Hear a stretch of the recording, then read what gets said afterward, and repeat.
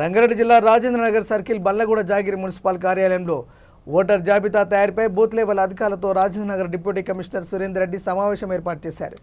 Voter జాబితాలో ఎలాంటి తప్పులు లేకుండా జాగ్రత్తగా పనిచేయాలని డిప్యూటీ కమిషనర్ పేర్కొన్నారు. రాష్ట్ర ఎన్నికల కమిషన్ ఆదేశాల మేరకు 2002 జాబితాతో 2025 ఎన్నికల జాబితా మ్యాపింగ్ వర్గాలుగా విభజించడం జరిగిందని ఆయన పేర్కొన్నారు. చనిపోయిన ఓటర్లు ఇతర ప్రదర్శనలకు వెళ్లిన ఓటర్లను తొలగించడం జరుగుతుందని, తప్పుగా నమోదైన వారి వివరాలను సరిచేయడం జరుగుతుందని, అలాగే కొత్త ఓటర్ల నమోదు చేయడం లాంటి సూచనలు సలహాలు డిప్యూటీ కమిషనర్ ఇచ్చారు. ఉన్న రోజులు పనిస్తుంది, ఆ తర్వాత ఎట్లనా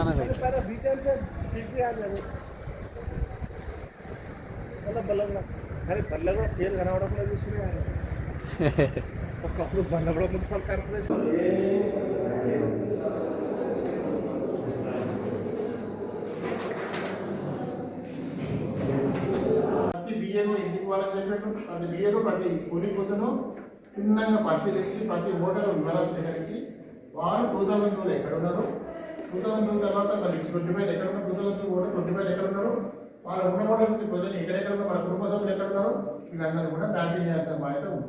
కాబట్టి మీరందరూ కూడా ప్రతి ఒక్కరు కూడా మీకు ఇచ్చిన 2002 ప్లస్ 25 చూసుకొని 2002 మ్యాపింగ్ చేసి ఆ మ్యాపింగ్ చేసిన వాళ్ళ కుటుంబ సభ్యులను కూడా యోగనికింద మన మ్యాపింగ్ చేసేస్తే టోటల్గా ఓటర్ చేసినా మీకు అయిపోతుంది.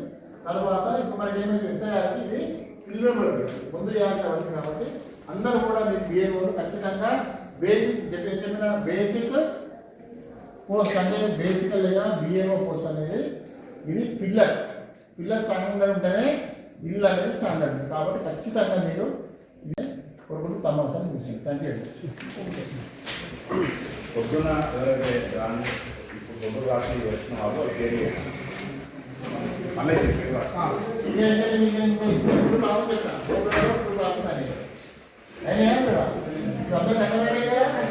మీకు ఒక్కటే ప్రాణం లేకుండా అంటే ఒకటే ఓటరు ఒకటే కుటుంబాల్లో ఓటర్ 3 ఓటర్లు కూడా పెద్ద తప్పాలి. అది రాకూడదు కదా.